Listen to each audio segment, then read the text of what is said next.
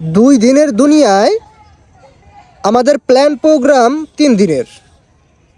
2 দিনের দুনিয়ায় আমরা 3 দিনের প্ল্যান করে বসে থাকি। আমরা কেউ জানি না আমরা দুনিয়াতে কতদিন থাকবো, কতদিন বাঁচবো, কেউ না, কোনো মানুষই জানে না। কিন্তু দেখেন আমাদের যে প্ল্যান প্রোগ্রাম, আমরা মনে হয় যে দুনিয়াতে হাজার হাজার বছর বাঁচার জন্য আসছি। আচ্ছা, স্বাভাবিকভাবে একটা জিনিস হিসাব করেন, একজন মানুষের গড়ায়ু কত? যদিও একজন মানুষ কতদিন বাঁচবে এটা আমরা কেউ জানি না। আমি আর 10 মিনিট বাঁচবো কিনা আমি জানি না, কিন্তু স্বাভাবিকভাবে একজন মানুষের গড়ায়ু কত? আচ্ছা 60 বছর ধরলাম, 60 বছর পর তো আপনাকে মারা যাইতে হবে। কিন্তু আপনি কোথায় যাবেন? সেখানে আপনার সাথে কী হবে? আচ্ছা, কিছু মানুষ বলে যে মারা যাওয়ার পর কিছুই হবে না। আচ্ছা, মাইনে নিলাম কিছুই হবে না, যার কারণে আপনি দুনিয়াতে আল্লাহ তাআলার হুকুম পালন করতেছেন না, কিছু হবে না এটা ভেবে। তাহলে এলো যারা মারা যাবে একবার সবাই বেঁচে যাবে। আর যদি মারা যাওয়ার পর কিছু হয় তাহলে আপনার কি অবস্থা হবে? আপনি তো দুনিয়াতে আল্লাহ তাআলার হুকুম পালন করতেছেন না।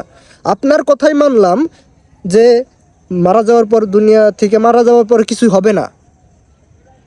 কিছু না হলে তো আমি আল্লাহ তাআলার হুকুম পালন করেও বেঁচে যাব, আপনি না করেও বেঁচে যাবেন। আর যদি কিছু হয়, আপনি না করে কীভাবে বাঁচবেন? যদি কিছু হয় মরার পরে, ইনশাল্লাহ হবে,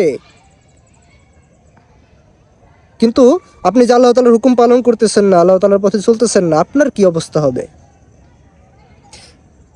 আপনি নিজেরকে একটু নিজে প্রশ্ন করেন, নিজের সাথে একটু নিজে কথা বলেন, আপনি বুঝতে পারবেন যে আপনি আসলেও কতটুকু কি করতে পারছেন। প্রিয় যুবক ভাই, প্রিয় ভাই, আল্লাহ তাআলা আমাদেরকে দুনিয়াতে অনর্থক পাঠান নাই, অযথা পাঠান নাই। অবশ্যই কিছু কাজ দিয়ে পাঠাইছেন।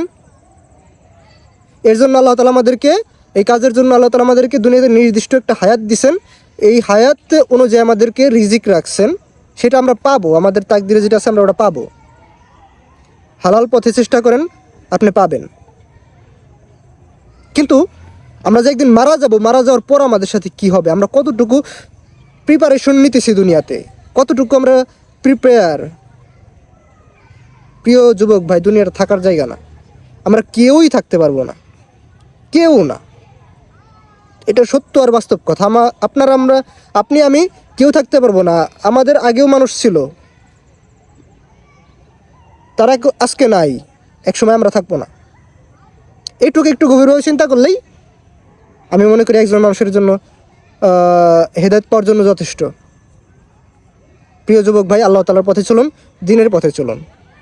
আসসালামু আলাইকুম।